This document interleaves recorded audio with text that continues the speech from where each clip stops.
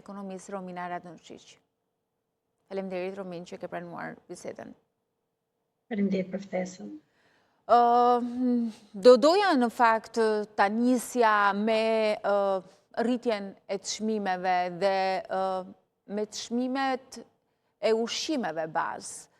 Duket se disa nga ushqimet e shportës që janë patjetër të domosdoshme, sidomos për të moshuarit, pensionist, po kthehet në luks. Është vërtet, në fakt, po kthehen në luks.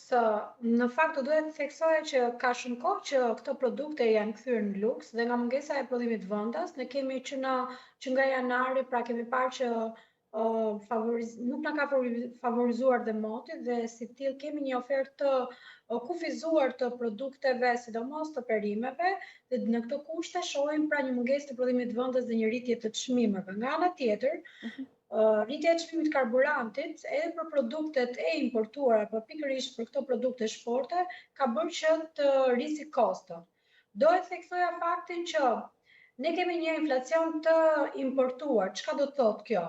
Që karburanti pra është lëndë e parë e cila ka ndikuar negativisht dhe në vendet e Bashkimit Evropian dhe pothuajse në gjithë vendet, pra në gjithë ndërkombëtarët. Dhe kjo ka bërë që ne në momentin që importojmë produkte nga vendet e Bashkimit Evropian, por jo vetëm, dhe nga vendet e rajonit, do të thotë që çmimi i karburantit shton çmimin e këtyre produkteve.